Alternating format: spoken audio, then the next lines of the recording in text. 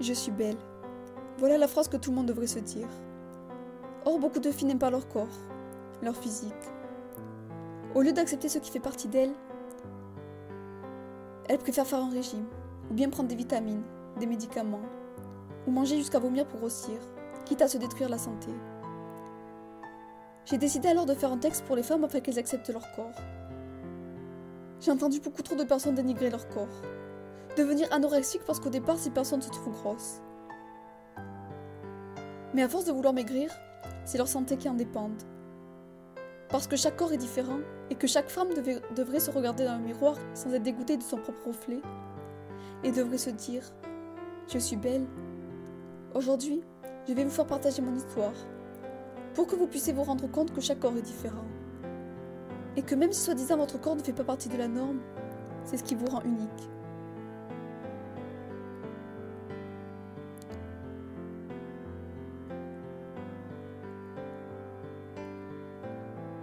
Tout commença au collège. À cette époque, j'aimais mon corps. Disons que je l'acceptais. Je pouvais encore me regarder dans le miroir sans être dégoûtée de mon reflet. Certains me disaient que j'avais des petits poignets, me faisaient comprendre que j'étais maigre. Des choses bien insignifiantes qui ne me faisaient même pas mal à l'époque. Certaines critiques étaient pires, donc celles-là me passaient au-dessus. Ce qui me touchait le plus à l'époque, c'était pas les critiques au niveau de mon corps, mais qu'on me disait que je n'étais pas belle, que mes cheveux et sa couleur n'étaient pas beaux. On me disait aussi que j'étais mal habillée. Je n'avais pas de vêtements de marque, alors forcément, les riches s'en profitaient pour me casser.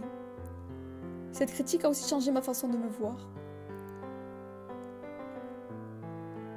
Je ne me trouvais pas belle parce que j'avais des habits pas beaux. Et j'avoue qu'aujourd'hui encore, j'ai du mal à me regarder des photos de cette époque. Disons qu'à cette période, je m'aimais tellement pas que je me négligeais. Il n'était pas question de ne pas avoir de vêtements de marque. Tout le monde ne peut pas se piller ce genre de vêtements. Mais bien de ne pas faire attention à comment je m'habillais.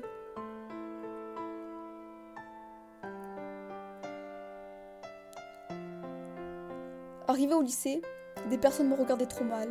Certaines amies me disaient que je m'habillais mal, alors que je prenais plus soin de moi et que j'essayais de faire un effort vestimentaire.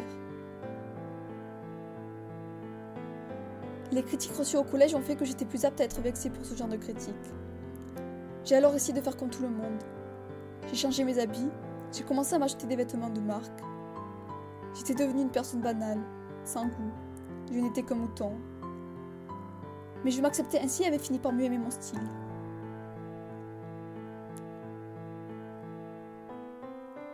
À cette époque, je ne supportais pas mes cheveux. À cause des ans du collège, mais aussi au lycée, où certaines personnes associaient ma couleur de cheveux avec l'intelligence, elles me disaient « Mais t'es blonde? Mais t'es blonde ou quoi ?» Je ne pouvais même pas me regarder dans une glace. Je me rappelle qu'au foyer, là où en mangeant, il y avait des glaces partout. Je les regardais donc le moins possible et gardais la tête baissée sur ma nourriture. Malgré que ma meilleure amie me faisait comprendre que j'étais belle et que mes cheveux étaient beaux, je continuais à me dénigrer. Et j'ai même voulu pendant 3 ans changer de couleur de cheveux. Puis un jour, une amie m'a dit quelque chose qui m'a marqué. Elle était chez moi. À cette époque, pas du tout pudique, je me suis déshabillée devant elle. Et elle m'a dit avec un air dégoûté « Ah, mais t'es maigre !» Depuis ce jour-là, j'ai énormément du mal à me montrer. Même si aujourd'hui ça va un peu mieux.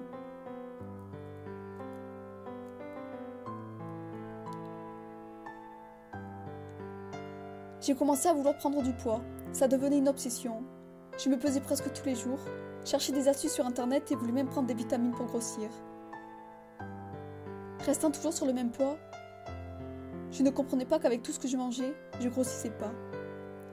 Quand je disais à mes amies que j'étais contente quand j'avais grossi, elles se moquaient de moi. Car d'après elles, ce n'était pas normal. Les gens ne sont pas contents quand ils grossissent, mais ils veulent généralement maigrir, voyons. Donc j'ai arrêté d'en parler, mais supportais plus mon corps devant le miroir. À tel point qu'au lieu de me voir comme j'étais réellement, je voyais un squelette à la place. Dès que je prenais quelques grammes, c'était le bonheur total.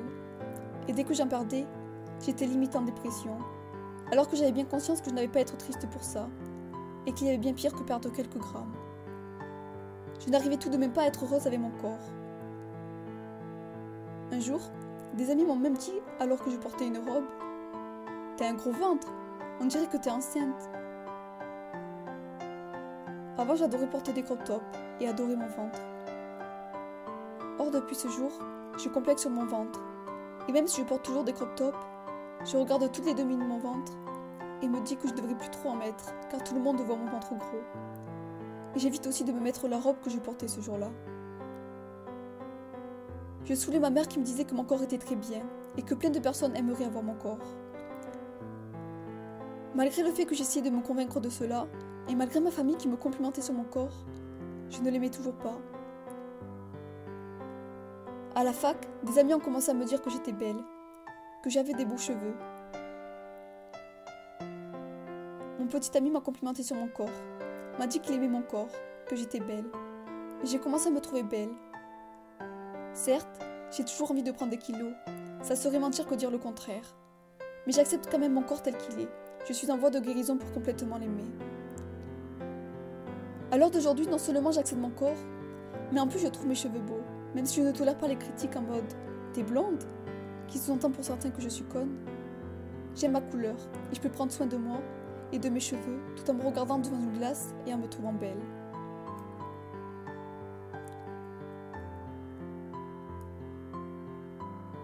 Vous, les personnes qui critiquent les autres, vous trouvez ça normal qu'une personne se regarde dans une glace et que ses yeux déforment son reflet au lieu de se voir telle qu'elle est? Vous trouvez ça normal de se trouver moche et d'avoir envie de grossir ou de maigrir à cause de vos critiques? Qu'une personne n'ose même pas se regarder dans le miroir? Qu'une personne pleure à cause de son propre reflet? Qu'une personne ne s'aime pas à l'adolescence alors qu'elle est censée être heureuse et vivre sans avoir peur du regard des autres? Qu'une personne devienne anorexique car elle n'aimait pas son corps et en meurt alors qu'elle avait toute sa vie devant elle? Qu'une personne devienne boulimique car on l'a critiquée sur son poids? Un poids tout à fait normal d'ailleurs. Qu'elle mange pour compenser et que plus cette maladie avance, moins elle s'aime. Vous croyez que c'est normal que des personnes se suicident parce qu'elles n'aiment pas leur corps? Vous croyez que c'est normal de se sentir complexé à cause des critiques? Que vous créez des complexes à certaines personnes qui s'aimaient et s'acceptaient avant? Non, rien de tout ça n'est normal. Il faut que ça cesse, car chaque personne devrait se regarder dans une glace et se dire « Je suis belle ».